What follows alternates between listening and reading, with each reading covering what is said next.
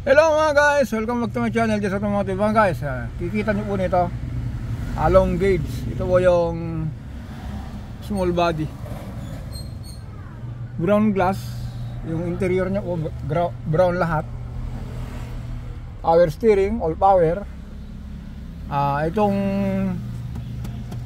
long gauge sa mga guys, yung oil pressure po may low and high.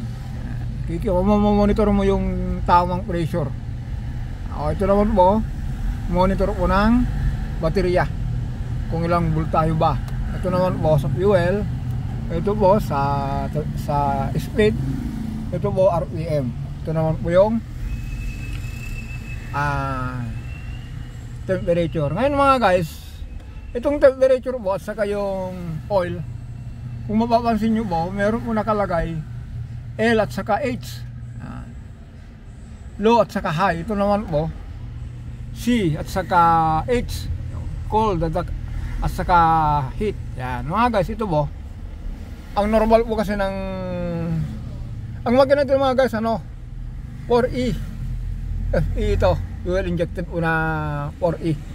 Ito po kasi, alam nyo naman po, lahat naman po ng mekaniko alam nyo po ito, may itong temperature po almost kalahati, yun ang normal niya. Ito naman po ito namang bomba ng langis ay hindi katulad yung pula. Kung umandar po, nakailaw yung tako rin ng pula. Tapos kung patay po, nakailaw po ng red. Tapos pag andar, namamatay, sabay po ito ng reading. Yan. Dapat po mga guys, ito huwag po bababa ng ng 5 o kaya 6. Yan. Ngayon po kung bababa po yan, kinukulang. Pero mga guys, ito po kasi hindi pa natin mapandar. I-review na lang natin doon sa sa small body natin. Kasi ito mga guys, regular customer natin to. Power window, black brown interior. Simula sa upuan, yan, diba? Punta natin yung makina. Yan, ito kasi mga guys, meron tayong pinalitan dito. Kita nyo po ito. Ito po yung tinanggal natin, itong lalagay natin. Ililinis pa natin to. Kinalas natin to kasi ang ginawa natin dito mga guys,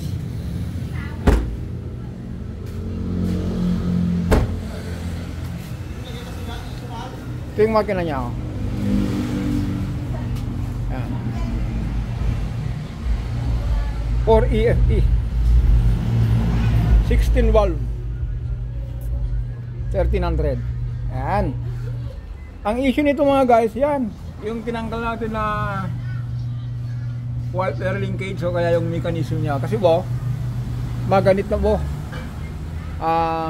tawag dito, na po siya, ayaw nang sumunod.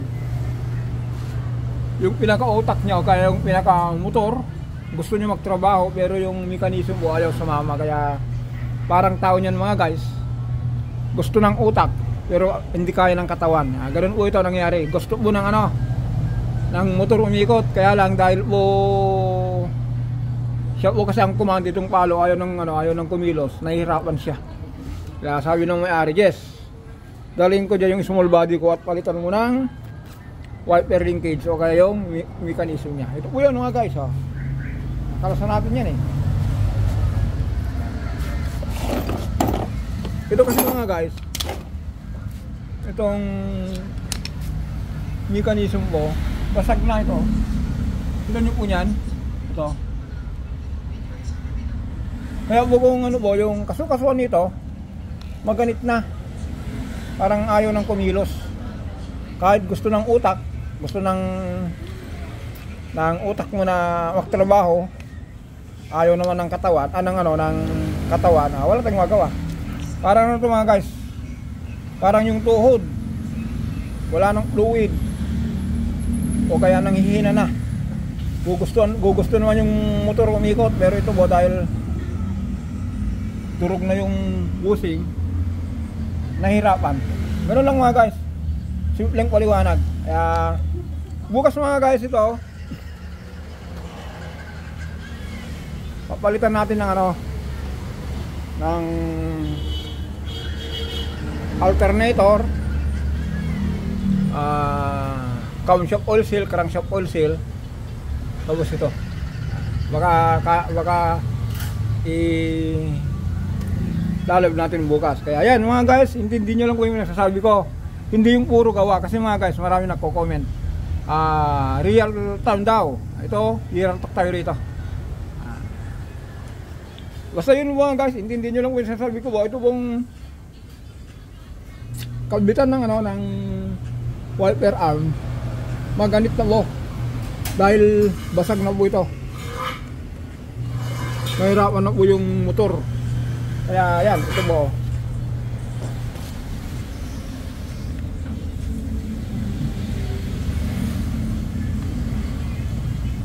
Yan o, kita nyo.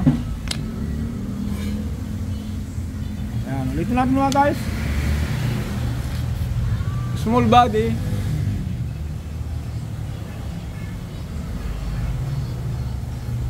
for EFT engine. Ito po yung papalitan natin bukas. Yan. Mahal na mahal ni sir itong nasakyan niya, kahit ganitong model po. Yan, palit tayo ng camshaft.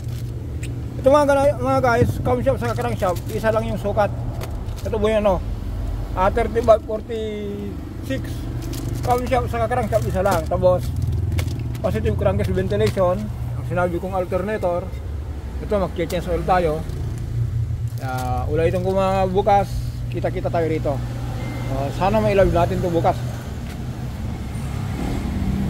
Okay no? SE Limited.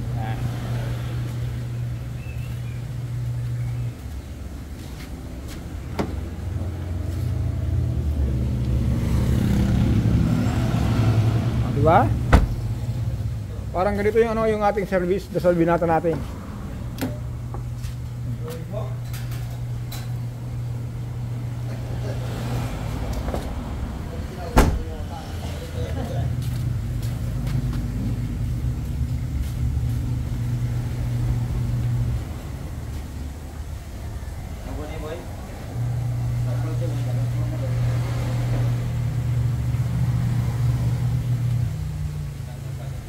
Ayan, kita nyo, gwapong gwapo.